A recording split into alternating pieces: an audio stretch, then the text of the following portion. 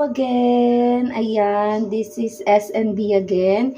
And for today's video, meron tayong chicken, calamansi, soy sauce, sliced onions, ginger, and sinamahan ko na rin ng bell pepper, and meron diyang sili.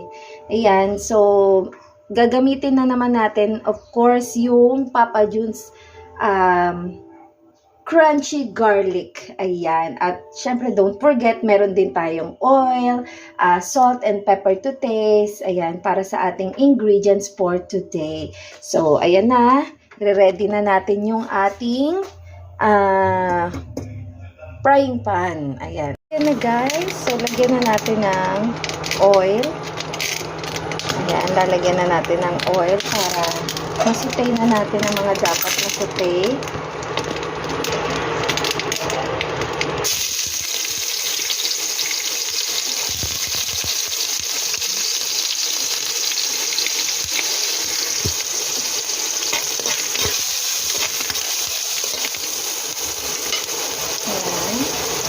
Lagyan na natin ito. Chicken. Para masama siya sa aroma ng ginger. Tapos balikan lang natin guys mamaya. Okay? Fry muna natin siya. Ayan. O diba? Nagdagdag tayo ng konting oil. Tapos, dadagdag na natin guys ang Papa John's chili garlic. Ayan, konti na lang yung aking chili garlic guys. So, ilalagay natin to. Ayan, lagay tayo.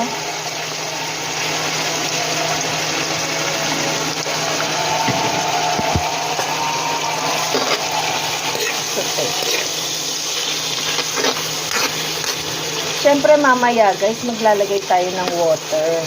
Yan, dadagdag natin doon sa ating soy sauce. So, yan lang. Simple lang tayo magluto. Tapos, lagyan na natin ng salt and pepper. Yan, after this. Guys, lagyan na natin ng pepper. And then, ng salt. Yan, para lumasa na siya kagad. Tapos, lagay na natin to. Para kumapit. Tapos, ilagay na rin natin yung water. Ayan. Tapos, mamaya yung calamansi extract ang ilalagay natin dyan. So, pakuluin muna natin siya, guys. Ayan. Dahil kumukulo-kulo na siya, guys. Ito na po yung ating calamansi extract.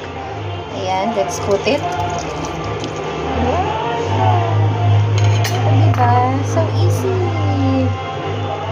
Tapos lagay na natin yung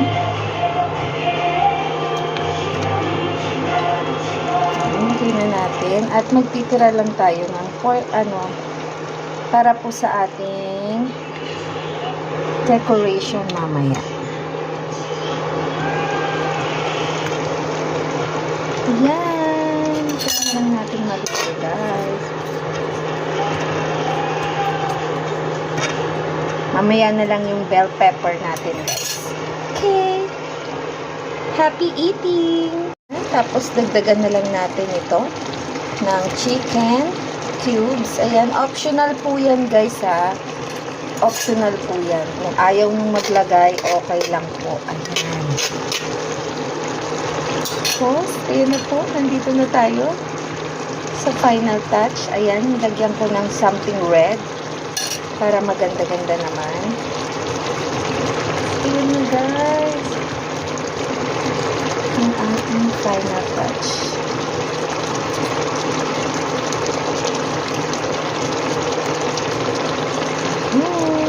Happy eating guys. Bye.